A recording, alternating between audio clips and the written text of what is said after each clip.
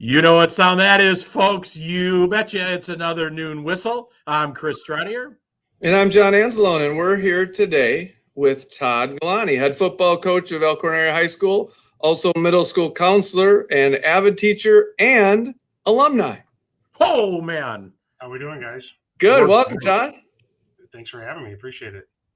Yeah. Well, let's get going. Let's talk a little Todd Ghilani, talk a little Elkhorn, and we'll roll on from there, right, Chris? I love it. You know, John, did you know that Coach Ghilani is the first head coach to have on the Noon Whistle? You know what? You're right. It's good to be number one. It's quite our honor.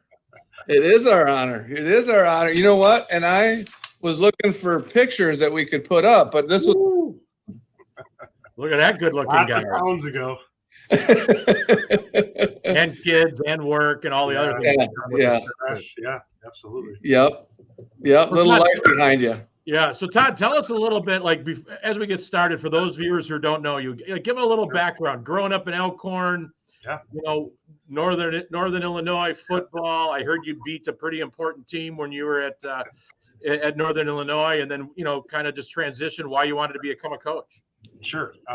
So as you said, born and raised in Elkhorn, graduated in the class of 2000, proudly, and then attended Northern Illinois University, played football for 4 years, and graduated from Northern. Had an awesome athletic career there. It was a very transformative time, and a transformative time in Northern's football history. Joe Novak had taken over. He was in the fourth year of being there when I got there, and they finally turned it around. They went through the nation's longest losing streak, I think 23 or 24 games in a row. And then my freshman year was the first winning season in 10 years. And then by the time we were done there, we were ranked as high as 10th in the nation. We'd beaten teams like Alabama, Maryland, Iowa State. We were in theory like a Big Ten team as far as what we brought to the table. We were a huge offensive line. I was 6'3", 300 pounds, and I was the little guy on the line. And then had an awesome career there, great experiences. Ended up getting a job at Richmond Burton Community High School, just over the border, just south of Genoa City. Worked there for 13 years as a health and driver's ed teacher. Coached all those years in high school. And then got my master's in school counseling, and was looking for a school counseling job, having tons of interviews everywhere. And honestly, never thought in a million years, and never thought that I would come back to Elkhorn. It just, not that I didn't want to, it was never a part of my vision until it was. And super happy to be in this school district, to work for awesome people and people who value their employees, and just really happy. And then 4 years ago, I took over the head football coaching job at Elkhorn. So very honored to do that, considering the tradition that was laid before me with Paul Yankee and Dean Wilson and Tom Lee. So I don't take it lightly. Well, when you came back to town, you came all in. Like, you came back and were employed here, became the football coach. Your wife Heather teaches at the high school. Your family's here. You moved here. You built a house here. Like, when you came back all in. I only know one way to do it, and that way for being a coach, whether I was a head coach or an assistant coach, is to be fully invested in the community that you serve. And I did that at Richmond. We moved to Spring Grove, Illinois, which feeds into Richmond, Illinois, or Richmond Burton School District, and it just makes sense. And for me, that's what makes sense. And to have my kids go to the same district that I teach in and work in, and they're able to see us more than just at home. Yeah. Like, my kids grow up in the old phrase, they grow up in a gym. And there are worse places for them to be, and we're always at sporting events, and that's how we want to raise our kids, and that's why we made those decisions. And you're more than a football guy. Like, you in high school, you weren't just a football guy, right? I played 3 sports. I lettered 9 times. I played football in the fall, obviously basketball in the winter, and baseball in the Yeah. spring. Yeah. I hate to age myself, but I was coaching when you went through high school. Yes, you were. You were on that baseball staff for sure. Oh, I'm like, holy cow, where did those years go? But yeah, no, you did it all. You played basketball, baseball, football, and we're good at all of them. And then some people you played with at Northern Illinois, like you had some good players, including yourself on that team that played at high levels. Yeah, it wasn't a coincidence that we had success there. I mean, I think after my senior year, if you count just the class before me and my class, I think we had 15 to 17 kids that made tryouts with NFL teams. Wow. And I had one with the Dallas Cowboys, and we have like 6 or 7 stick in the NFL. One get drafted in the 4th round. A couple others get drafted in the 6th and 7th round. So, I mean, it wasn't a mistake. Joe Novak did a great job of bringing guys in. He wanted to put a 4-hour radius around DeKalb, Illinois, and those are the kids he wanted to recruit. He didn't want to do it the JUCO way and the quick way, and he saw the program growing with culture and the environment that they're providing, and he wanted to bring Midwest kids to a Midwest town. So Coach, before John mentioned your wife, who's now also, you talk about being invested. She's now the head softball coach, varsity softball coach, and by the way, in the UW Whitewater Hall of Fame as a softball. Yes. And I married up. Yeah. Yes. You out Most of us do. Absolutely, I'll kick my coverage. But so like let's pivot off of your accolades and obviously, you talked about what you've done, and I remember you also saying that as a student at the high school, you also participated in some fine arts, I believe, too. Yep. So, pretty well-rounded student. Let's transition into, tell us, like, what do you value and what are kind of like the big pillars of the football program that you guys put forward more on kind of your culture? Sure. We talk about, I always say, first I say to the coaches and the coaching staff, and then this is relayed to the kids. If all we coached, all we did when your 4 years are done in the Elkhorn football program is teach you football, then we failed. Because we're trying to create young men by the time that they leave our program. We want them to know that community matters, that, my mission statement, I have it printed up here and I wanted to read it to you. Our mission is to make a commitment to excellence and take the student athlete where they cannot go themselves. We will create an environment that teaches young men to achieve academic success while establishing an effective foundation of leadership, learn to value the serving of the community, develop their athletic ability through a tremendous strength and agility program, and relentlessly pursue to win the Southern Lakes Conference Championship. So again, we're just trying to take kids where they can't take themselves, and lead them in that direction. And I think it's no secret, Todd, and I guess comment on this, that kids that are invested that way and kids that are becoming not only good athletes but good people, and kids that pay attention to community and the classroom are better teams. Like together, they just create better teams. Well, yeah, and I believe in the data too behind that. Like you look at a successful start of a football program or football season, you look at the discipline referrals in that high school, and they're down because the football team ends up kind of controlling and policing those types of behaviors in the school, because we talk about those things regularly, and we talk about what's acceptable and what's not acceptable. And I always tell the guys, I go, I'm the first person that's going to know. I go, they're going to tell me if something goes wrong and the football player's involved, I'm going to know. And so I try to get them to lead by example for all the other kids. And when the football team's leading that way, a lot of times everybody else falls in line. And I will tell you, as a former high school principal for 16 years, that data is probably rock solid, because not only is that true when you see your football team and your young men who the community sees representing the front of the jersey being more important than the back of the jersey, and and modeling that in the classrooms. Also, a successful football program really starts your school year off in an amazing way with school spirit. So what as you've taken over, you look back your 4 years, like what have been some of your kind of challenges, or like just things you wrestle with as a coach? Not everybody can give the cliche answers about the external factors and people, but just more getting to know you as a coach. Like, what are you trying to really work through as a coach? Yeah, I mean, a couple of the big things is just improving numbers, right? when I took over, I think we had somewhere around 67, 68 kids in the program. That number's up over 100 this year, which is fantastic. Our goal from youth to the high school is we want to have 30 kids in every group.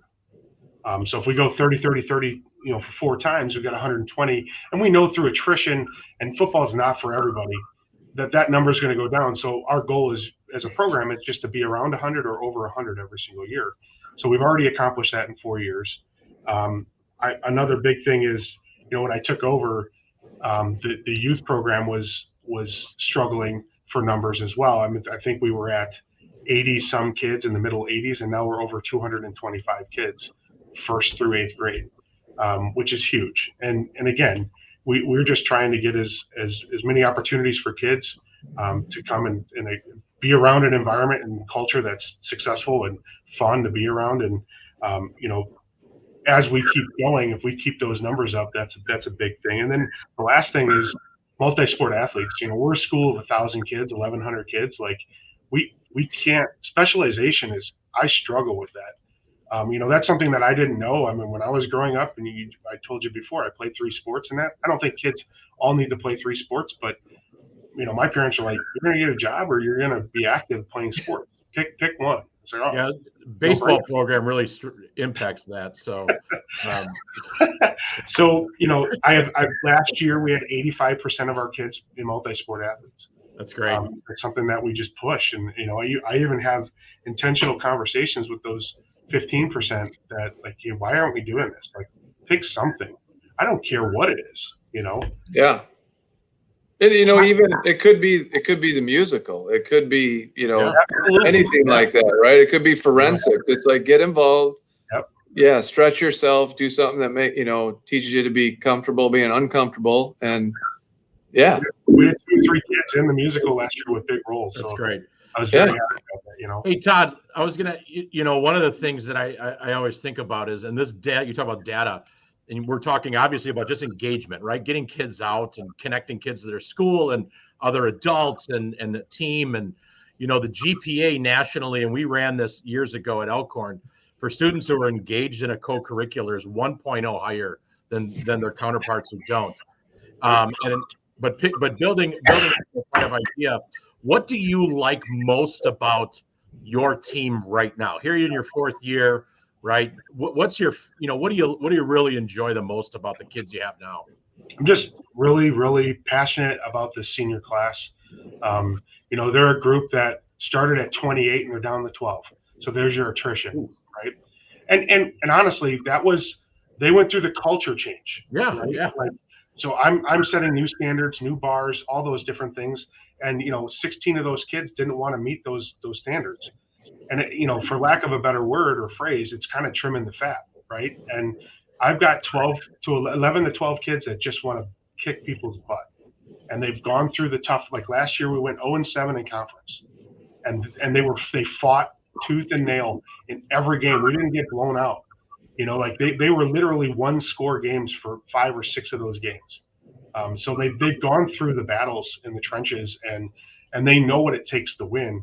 And I'm so excited with the success that we're having this year because it's coming to fruition. All their hard work that they put in the off season, in our weight room, the off season leadership council, all those different things that we do that eventually lead to success are happening for this group. So I'm really Todd, excited. do you find being that the senior class was your first class as a head coach, correct? Yep. Do you find that not only do they get it in the process and the standard, that they're passing that down to juniors, sophomores, freshmen? Absolutely. And that's something that we intentionally talk about. What's your legacy? When you leave here, what are the kids that were freshmen going to say about you because you were a part of this program and you were one of the leaders of the program?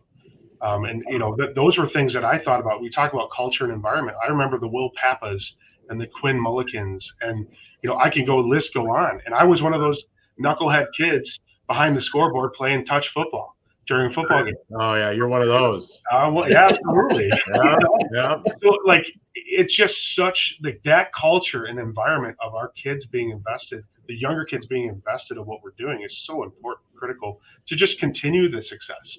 because now the standard's been raised, right? So do you think when you say success, Todd, you think success looks different depending on where your program's at? Absolutely. Like, you know, I listened to a podcast last year about Lance Leipold. What's his name? He's on Fox. It's fantastic. He runs a podcast, and he's talking about the early success of Lance Leipold. There's 4 ways to win and lose a game. You lose big, you win big. You lose small, you win small. A lot of schools want to skip that second spot of losing small. We did that the last 2 years. We became competitive through, retraining our guys and making winning plays on the football field. You stack winning plays, now you win small, right? And then you stack even more winning plays, you win big. So I think that, those things are intentional. We talk about them.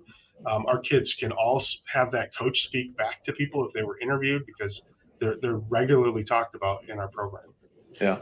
So we're at about that time. Before we go into thank yous and shout outs, I just want to, John follows the Vegas lines pretty close, and he's been curious about what do you think in the teams in the conference 1, 2, 3, 4? Obviously we know Elkhorn. Loaded question, Chris. Come on. I know you got that itch. You want the line. You gotta fill that. So well, until someone beats Badger, they're the team to beat. Got it. Coach Hensley does a fantastic job with those kids. He's got the right guys pulling the trigger. JP Doyle is one of the best players in the conference. He's returning player of the conference as a senior. And so again, until someone knocks them off, they're the chief of the block there. I've noticed that the Westosha head coach is not making any friends to the West based on or to some other programs that he's kind of keeping the pedal down after the win. So they're very talented. And again, they're pulling the trigger. Brock Hoppel is phenomenal. He's up for a National Player of the Week award. Nice. He threw 9 touchdown passes 2 weeks ago. So all right. They're going to be tough to stop. So our conference is very good. You've got to bring it every single week. Records don't really matter. Everyone knows what we do. So I like that, because we run what we do at every single level of our youth and in through our younger levels of our program. And people need to know what we do to stop it. So, and we've proven that it's tough to stop our offensive line, because our offensive line is pretty tough this year. That's good. All right, quick, before we close out here, a couple shout outs. You got about 30 seconds around the table. Give us a shout out or a thank you, Coach Ghilani. Well, I think I don't know if I can get through this without shouting out my wife. There is a plaque that has been handed down from her dad to us. Her dad was a former head coach at Hampshire High School in Illinois, won 2 state championships as an assistant there. So the lineage of coaching football in her family is huge. And that this plaque says, "We interrupt this marriage for football season." So, I would be remiss if I did not bring up my wife. I love her dearly, and she's going to go through this in the spring, so I can't wait. John, what do you got, buddy? Hey, I'm doubling up. Todd, congrats on a great start to your season this year. Fun to watch. Kids are playing hard. And then I want to shout out to Bruce and Sarah Lechner from Riverjack Bar and Grill. They just made a big donation of school supplies to the district. So thank them for taking time to do that. I'm going to give a quick shout out to all the fall coaches who are probably, once they get their paycheck, are probably working for about 30 cents an hour, but they're making a difference with kids, and they're dedicating their life to making every kid that walks through our school district and school districts around the country a better version of themselves. So thank you to all of you. And on that note, we'll sign off with the normal whistle. Todd, have a good rest of your season. Keep fighting the fight. And John, we'll talk to you soon. Take care. All right. Thanks a lot, Todd. Yeah, thank you guys. Appreciate it.